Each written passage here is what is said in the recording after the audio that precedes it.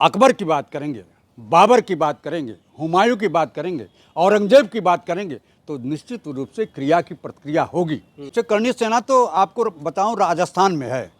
यहाँ लाखों की संख्या में पूरे उत्तर प्रदेश में भीड़ कहाँ से आई आगरा में?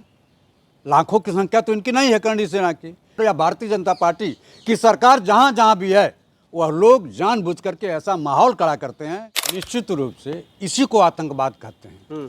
जब किसी के खिलाफ लोकतंत्र में बोलने की आज़ादी आप नहीं दोगे, ये लोकतंत्र ने और संविधान ने मुझे अधिकार दिया है कि आप सरकार की या किसी भी व्यक्ति की उनके नीतियों उनके सिद्धांतों को आप आलोचना कर सकते हैं। लेकिन ये जो कर्णी सेना के लोग हैं, एक राज्यसभा सांसद के ऊपर उनके घर पर चढ़ कर के जो कातिलाना हमला करने की कोशिश करते हैं, ये निश्चित रूप से इसी को आतंकवाद की परिभाषा में आतंकवाद के मायने होता है कि किसी को भी दमन और आतंक के बल पर उनकी भावनाओं को जो कुचला जा रहा है, ये लोकतंत्र का विरोधी है। ये लोग हैं, ये लोग कानून में विश्वास नहीं रखते हैं, ये लोग संविधान पर विश्वास नहीं रखते हैं। जो लोग भी संविधान और कानून के दायरे में रह करके किसी का विरोध करते हैं उसको तो आतंकवादी नहीं कहा जा सकता है। आप बताइए इनके में और जो पुलवामा में हुआ या जो पहलगाम में हुआ, क्या फ़र्क है?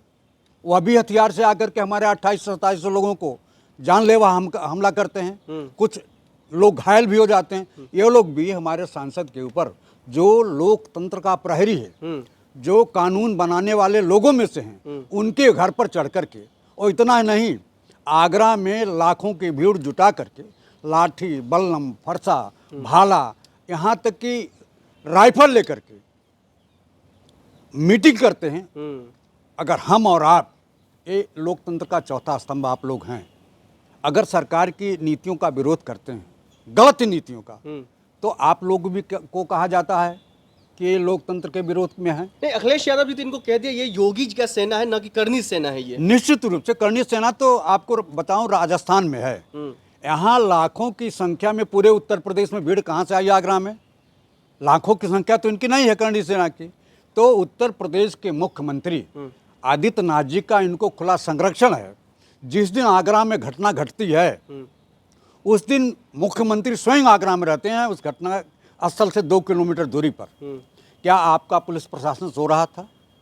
क्या आपका आईजी, डीजी उत्तर प्रदेश के लोग सो रहे थे कि अगर कहीं धरना प्रदर्शन सपा के लोग करते हैं, धरना प्रदर्शन कांग्रेस पार्टी के लोग करते हैं, यहाँ जो भी विरोधी दल के लोग आंदोलन करते हैं तो उनके ऊपर आप लाठीचार्ज करते हो, उनके ऊपर आप असुर गैस का प्रयोग करते हो, उनके ऊपर आप पानी की बौछार डालते हो और कहीं न कहीं उनकी गिरफ्तारी भी होती है और पूरी तरह से आप पीटते भी हो।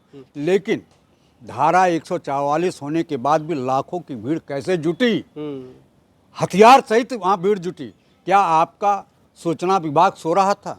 क्या सूचना तंत्र आपका कहीं गायब हो गया था? इसका मतलब है कि उत्तर प्रदेश के सारे लोगों का, पर उत्तर प्रदेश के मुख्यमंत्री का खुला संरक्षण है। मैं इसको डंके की चोट पर कहना चाहता हूँ, आपके माध्यम से कहना चाहता हूँ कि ये सीधे सीधे आतंकवाद को बढ़ावा देने का जो सुनियोजित तरीका आपने बनाया, यह न संविधान हमारा आपको मान्यता देता है, न हमारा कानून आपको मान्यता देता है। लेकिन वो लोग तो कह रहे हैं जो अपमान करोगे तो छोड़ेंगे नहीं, इस तरीके की बातें तो वो कह रहे हैं, अपमान करेंगे। आप बताओ, वर्तमान सरकार वर्तमान बातों की, वर्तमान समस्याओं की बात नहीं करता है। चाहे member of parliament Bharatiya Janata party का हो, चाहे उत्तर प्रदेश का मुखिया हो, चाहे उत्तर प्रदेश का सरकार हो, या भारतीय जनता पार्टी की सरकार जहाँ जहाँ भी है, वह लोग जानबूझ करके ऐसा माहौल खड़ा करते हैं कि देश की जनता निश्चित रूप से कुछ न कुछ बोले।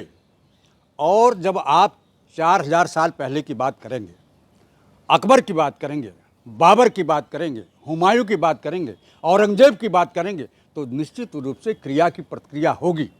इसी क्रिया के फलस्वरूप राज्यसभा में जो सुमन ने बोला कि आप इन लोगों की बात करते हो तो राणा सांगा की भी बात होनी चाहिए।